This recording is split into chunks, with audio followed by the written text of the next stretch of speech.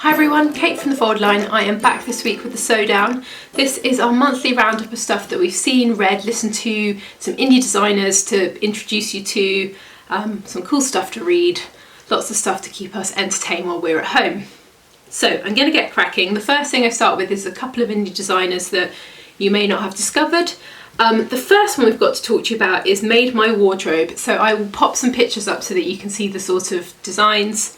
A UK based designer. I'm actually going to put a link to a blog post. Lydia spent a year learning how to make clothes, draft clothes. It's quite an interesting story. You can see the whole kind of process. So go and have a look. But her designs are really great. There's actually a team of them now, so it's quite a good kind of, well, for an indie designer, it's quite a big setup. They've got 2, 4, 6, 8, 9 patterns. Quite kind of, in terms of the style, quite sort of relaxed fit. They've got a bra pattern, they've got a dress, they've got a really nice pair of trousers actually. The Margot trousers I think would look really good on lots of people. Just sort of stuff that you kind of want to wear, quite relaxed in terms of the style. Yeah, so we were really delighted to have them on the site, and they're definitely worth going to have a look at. In terms of the sizing, they have 6 to 24 as the sizing for the patterns. So yeah, they're a really interesting company, and I think they're going to release lots of cool stuff. It's also worth looking on their website because they do kits as well. So yeah, they're quite an interesting company. They sell some fabric, so definitely worth having a look at. The next designer we've got is Dovetail Patterns, UK based designer. There are 4 designs at the moment, but I think there are more coming out. Quite simple in shape and really nice. It sort of leads me on to the next thing I'm talking about, but I'll talk more about the patterns. So yeah, they're quite simple in shape. They come in sizes, I think it's, let me have a look. I think it's 8 to 26 for these. Sorry, I'm looking at my laptop here. Yeah, 6 to 28, 8 to 26. Sorry, I've got my numbers muddled up. Yeah, simple designs, really nice. They're paper only for these ones, but they're definitely worth having a look at. So it sort of leads me on to the next thing, because actually Adiku has just written a book called Sewing with African Wax Print, and I thought as I was talking about her designs I'd show you because it's a really nice book. So this book, it's got 25 projects. It's definitely, for me, having had a good look through, it's definitely aimed at beginner makers. So there's some clothes patterns in there, there's some accessory patterns, and then there's some really simple things like a face mask, a scrunchie, a kind of infinity scarf. So quite basic projects, so it's perfect if you've got a beginner who likes working with African wax print. Really interesting at the beginning, it explains the history of it, what the meanings are behind the prints, which I found fascinating, and then it moves into the projects. It's quite it's set out extremely like most other sewing books, so you have the kind of what you get to make and then the instructions of each step. So let me just show you. So that's the Megan tunic, and it has all of the kind of step-by-step instructions. It's illustrated, really nicely done, and the illustrations are all in colour as well, and they're using the thing I quite liked in terms of like a little detail is they've used the same fabrication in the images as they have in the finished garment, so I really like that. Let me show you another one. This one was a really lovely dress, the Etta sleeveless shirt dress. Yeah, so it's definitely worth having a look at. It's a really nice book. The patterns come on sheets as usual. There's one at the front and one at the back. They're printed in colour. You will have to trace them off as you usually do with the books, but yeah, it's nicely done and it's pretty easy to follow.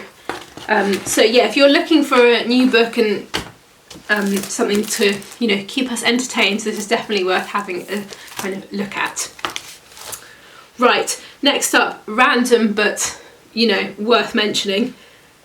Which company is it? Betty's, which is a really traditional shop based, I think they've got one in York and one in Harrogate.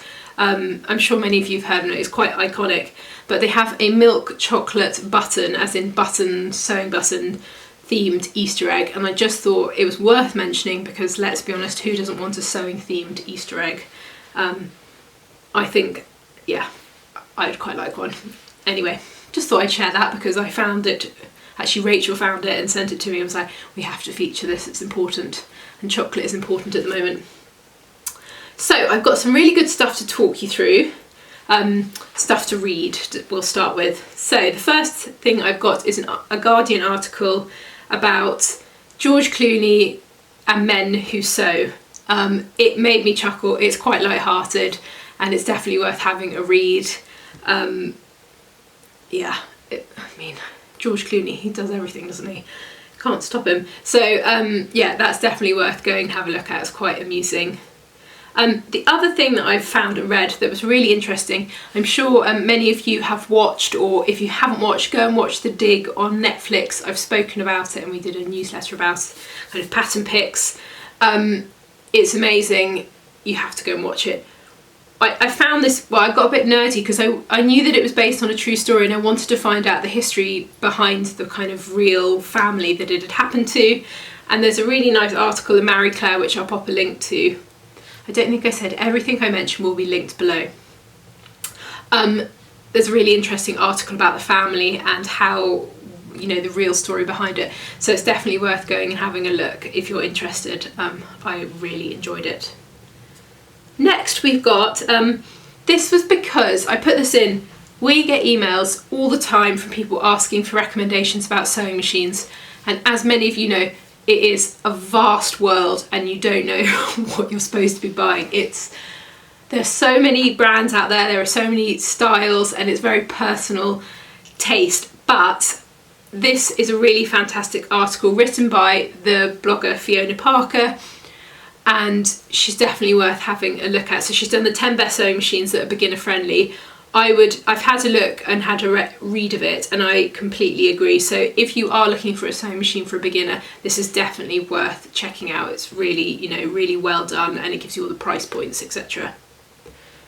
Next up, I've got something, kind of some nice stuff to watch. So this is an article about Maria Grazia, who's the haute couture designer at Christian Dior. It's about her creating her newest collection. There's a video that goes alongside it and all the inspiration. It's a very short video, it's only sort of 3-4 minutes, but it's definitely worth having a look at. I really enjoyed it and there's some beautiful imagery in there. Next up, another little thing to watch. These are only a couple of minutes. It's called Secrets of the Museum and it's conserving the Mary Quant mini dress, and it's about showing you what they do when they get something in that has got staining and they need to sort of clean it. It's a very short video, but I thought it was quite interesting and yeah, definitely worth having a look at. Next thing to watch, this is on the BBC. It's called Craftivism. I can't even speak anymore. This is with Jenny Eclair and it's an hour-long kind of documentary on people using their craft for activism. It's really enjoyable because it's with Jenny Eclair. It's very light-hearted and amusing, so I would really recommend this. This is a really nice thing to sit down for an hour and watch. Yeah, gobbled it up. I really enjoyed it. Another thing to watch, and I think this might be my last thing to watch. This is called Between the Covers and it's with Sarah Cox. This is actually quite old and I've only just discovered it, but I really enjoyed it and I actually put it on. It's a TV programme, but I actually put it on and listened to it almost like a podcast. It's talking about books and I've discovered some really interesting books to read. She has really great people that she interviews, so there's sort of 5 of them. They sit around and they talk about subjects and books and it's really well done. Definitely worth having a watch and a listen. I loved it. So, stuff to listen to. Right, the first thing I've got is Mary Porter's on Radio 4. She did A Mate to Amend and I was so excited because she's got Ursula de Castro, who runs Fashion Revolution. Definitely worth going and looking at her company about kind of ethical fashion. The other person that she's got is Anki, who runs the Assembly Line independent sewing pattern company. So she interviews both of them. It's a really, really great episode. It's half an hour, and definitely worth going and having a listen. I love Mary Portas. I think she's great. So that is something fab to listen to. Moving on, Mary Portas she's just started a podcast called The Kindness Economy. And if you are interested in business, this is a really great one to listen to. She interviews different companies each week. She interviews one company about how, like, ethics within their business and what they're doing to make a difference within their local community. It's a really good, and they're quite big companies. They've got the guy from Lush on it, and Brewdog, the beer company, and I've really enjoyed them. They're like 45 minutes long, and they give you kind of quite a good deep dive, so that is definitely worth having a listen to.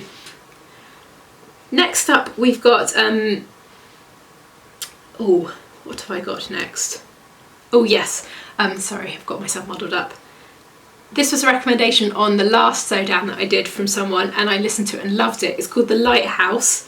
This is about a story of someone, and I know some people don't like these, but I love them. Someone who's gone missing in Australia, and it's a true story, and they're trying to find him.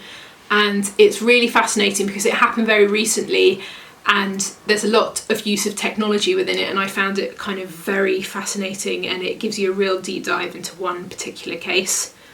So it's definitely worth having a listen to. Right, last but not least, I've got a really great podcast episode to talk you through. It is the Table Manners podcast with Jenna Coleman, who was in The Serpent. I'm sure many of you watched it and loved it as much as me. It's a really great episode and definitely worth going and having a listen. So that is everything from us. Before I go, just one quick thing. I've had quite a few comments on YouTube over the last few months about the way that I speak. Apparently a lot of you find it annoying that the way I say a lot and really a lot. I'm really sorry, really. Really. I can't change the way that I speak. That is just how I am. I don't script what I'm going to say. I sort of plan it, but it just comes out as it comes out. So if you find it annoying, maybe I'm just don't watch me, because I'll continue to annoy you. I just can't really change the way that I talk. So that is it from me. Have a lovely weekend, and we will be back soon with another video. Thanks, bye.